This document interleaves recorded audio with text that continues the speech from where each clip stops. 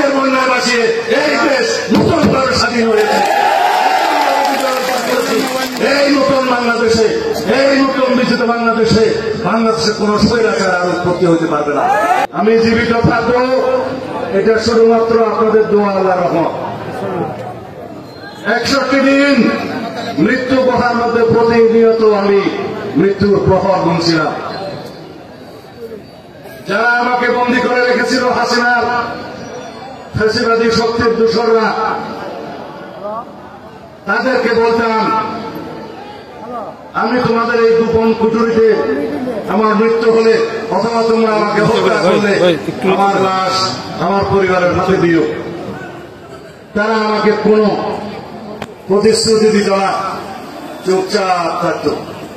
আল্লাহ দরবার প্রার্থনা করতাম অশ্রুসিক্ত নয়নে, ইয়া আল্লাহ, ইয়া রাব্বুল আলামিন, আমার পরিবারের সদস্যরা, আমার সন্তানরা কি আমার খবর জিয়ারত করতে পারবে না?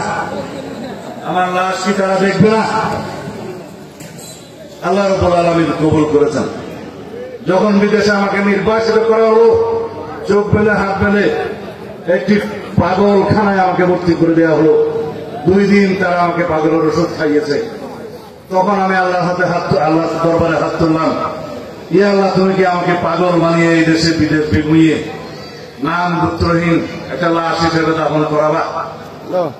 আল্লাহর কাছে কাঁদলাম, আল্লাহ মঞ্জুর করেছেন।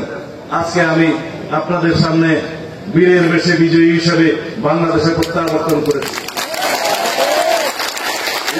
আমার কাছে কেউই কোনো কাগজ চায় নাই, পাসপোর্ট দেখে নাই, কোন দলিল দস্তাবেজ দেখে নাই। স্বাধীন দেশে স্বাধীন মানুষ হিসাবে বিনা কাগজে বীরের মতো প্রত্যাবর্তন করেছে। আপনাদের সংগ্রামের কারণে শত সহস্র শহীদের রক্ত বিসর্জনের মধ্য দিয়ে নতুন বাংলাদেশে প্রত্যাবর্তন করেছি, স্বাধীন বাংলাদেশে প্রত্যাবর্তন করেছি। যে স্বাধীনতা নিয়ে এই আওয়ামী লীগ অহংকার করতে পারবে না যে তার পৈতৃক স্বাধীনতা, এক দলের স্বাধীনতা কোনদিন আর দাবি করতে পারবে না, বলতে পারবে না পাশের দেশের একটি দেশ এই দেশকে স্বাধীন করে দিয়েছে, কোনদিন এই অহংকার বলতে পারবে না।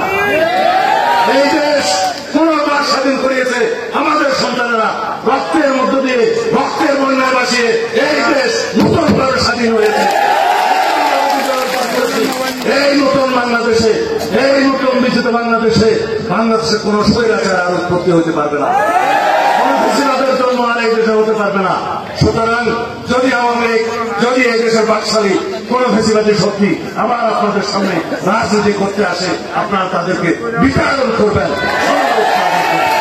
এই দেশ নতুন বাংলাদেশ, এইখানে গণহত্যাকারীদের কোন রাজনীতি হবে না।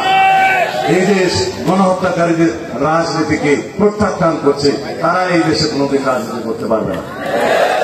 খোদা হাফেজ।